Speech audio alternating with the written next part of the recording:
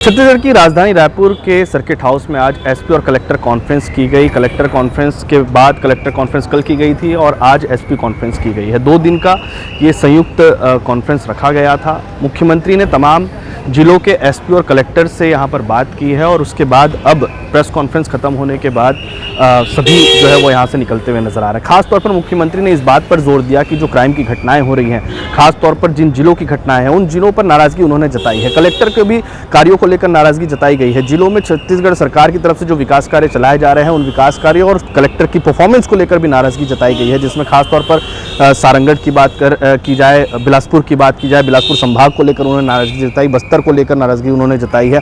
तो ऐसे अलग अलग क्षेत्रों पर कलेक्टर और एसपी को लेकर फिलहाल नाराजगी यहाँ पर मुख्यमंत्री ने जताई है। उन्होंने सीधे और साफ तौर पर कहा है कि जो सुशासन की व्यवस्था सरकार चाहती है उस व्यवस्था को लागू करने के लिए जो एसपी और कलेक्टर हैं वो जिम्मेदार हैं और उन्हें इस पर ही काम करना होगा। इसको लेकर भी उन्होंने स्पष्ट किया है कि खासतौर पर जो क्राइम की घटनाएं बढ़ रही हैं और नशे की घटनाएं जो बढ़ रही हैं उसको किस तरीके से रोका जाए, अपराधियों पर किस तरीके से पुलिस की कसावट हो, ये तमाम ऐसी बातें हैं जिस पर आज मुख्यमंत्री ने फोकस किया था। और इसके साथ में ही उन्होंने सीधे तौर पर जो कलेक्टर और एसपी हैं उनको जिम्मेदारी दी है कि अगर किसी भी तरीके की जिले में कोई घटनाएं होती हैं या किसी तरीके से लोगों का जो गुस्सा है वो देखने को मिलता है तो उसके लिए सीधे एसपी और कलेक्टर दोषी होंगे। खास तौर पर बिंदुवार जानकारियां जो है कलेक्टर और एसपी से मुख्यमंत्री सीधे तौर पर लेते आए पहले दिन कलेक्टर कॉन्फ्रेंस के जरिए कि आखिरकार किन किन जिलों में किस तरीके की जो काम है वो हुए हैं, किन जिलों पर किस तरीके के काम अधूरे रह गए हैं, ये तमाम जानकारियां उनसे ली गई। और इसके साथ में ही कलेक्टर और एसपी के जो परफॉर्मेंस है